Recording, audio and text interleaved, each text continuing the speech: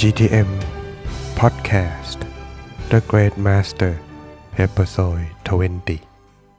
Hello everyone. You are listening to GTM Podcast The Great Master, learning about the historical background and biography of the middle way meditation. We hope you enjoy our story so far, and in this episode, telling a few stories of miracles and supernatural phenomena during the time of our great master.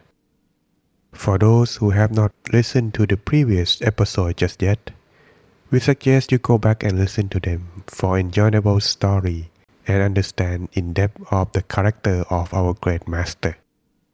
Then let's not waste our time and continue with our story. Miracles and supernatural phenomena.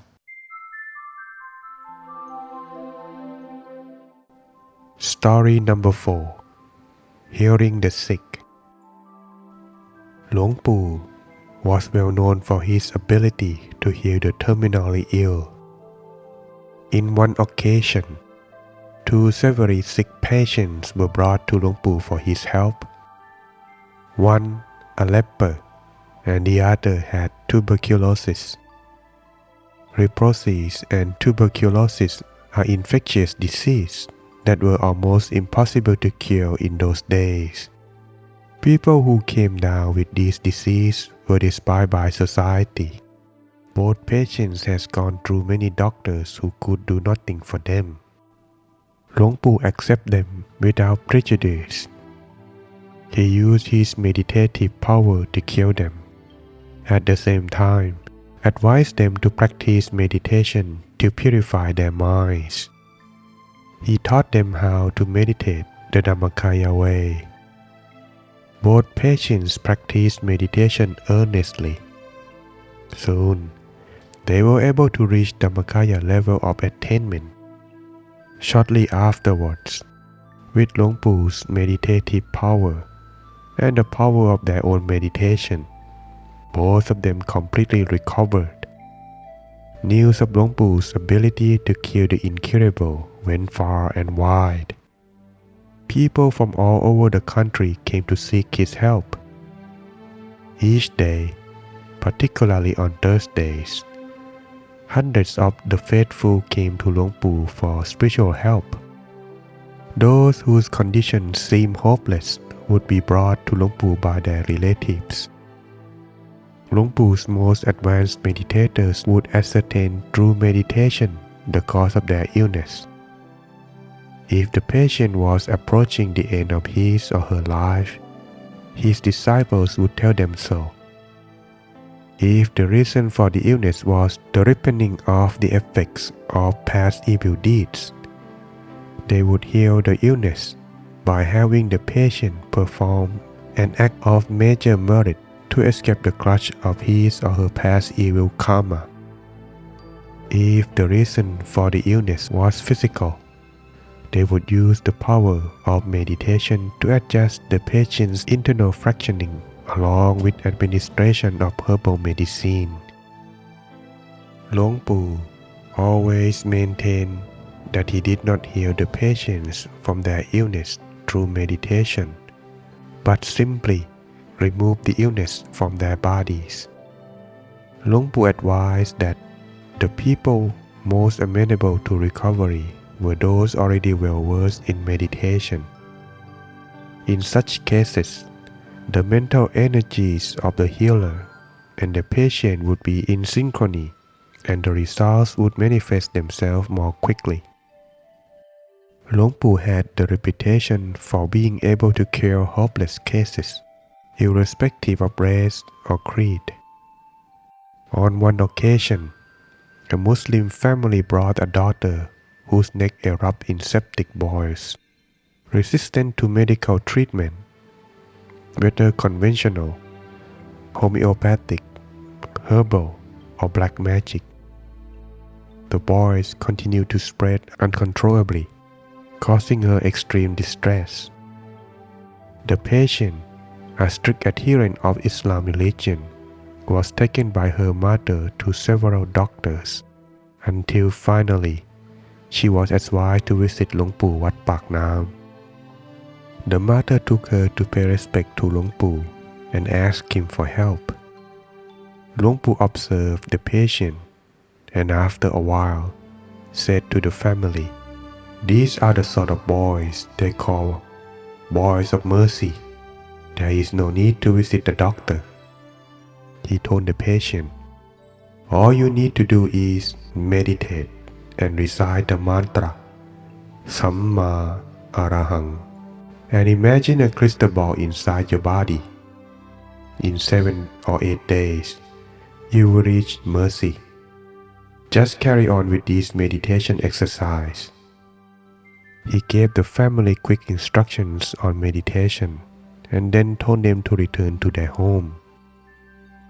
The daughter practiced meditation in earnest and found that the pain has abated.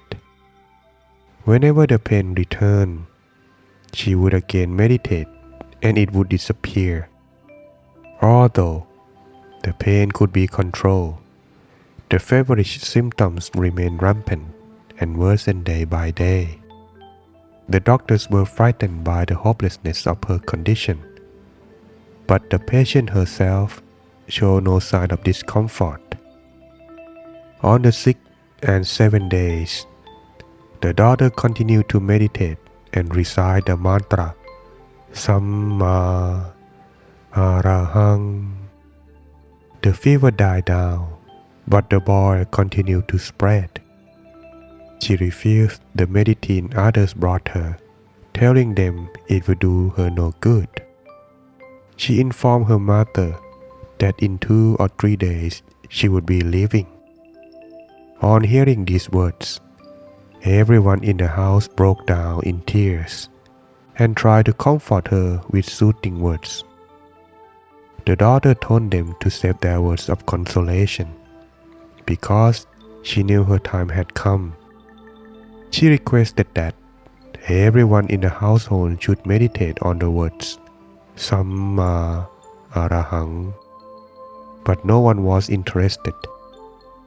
On the last day of her life, the doctor came to call, and after an examination pronounced her case hopeless. The mother and the patient's younger sister came to her and told her to recite the word Allah. The patient said, No, it should be Samma Arahang." She requested that after her demise, her mother and sister visit หลวงปู่วัดปากน้ำ and tell him that Samma Arahang really helped because now she could see the Buddha inside her body. She finished speaking and a few moments later passed away peacefully.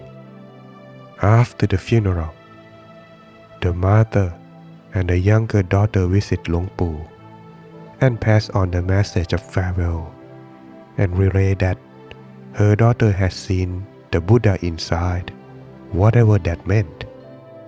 หลวงปู่ advised them this would be the final lifetime in which the daughter would be plagued with this illness. From now on, she would make her way toward Nibbana because she had already attained Dhammakaya. The younger sister was inspired by Buddhism. She practiced meditation regularly from that day on, and within a month was also able to attain Dhammakaya. Her mother followed suit and changed her religion to Buddhism, while culturally remaining within the Islamic community. หลวงปู่ was called upon to heal lay folk so often that in later years he made it known that the sick no longer had to come for audience in person. All they had to do was to send him a letter or leave a note in a request box located in front of his kuti, stating their name, time and date of birth, and the nature of the illness. That was all that was needed. Long-distance healing by the power of the mind continued to yield miraculous results in the case of the terminally ill. Even when หลวงปู่ was advanced in age, He would still give great importance to providing for the guests to his temple, saying, "If I don't help them, then who will? They expect me to be their refuge." While inundated by guests, Luang Pu still had the compassion to ask after the health and the prosperity of members of his congregation in their absence, taking responsibility for all his disciples, however lowly, like a shepherd tending his flock. Luang Pu always advised those meditators who help heal others that they should always make sure that they themselves stay virtuous and pure.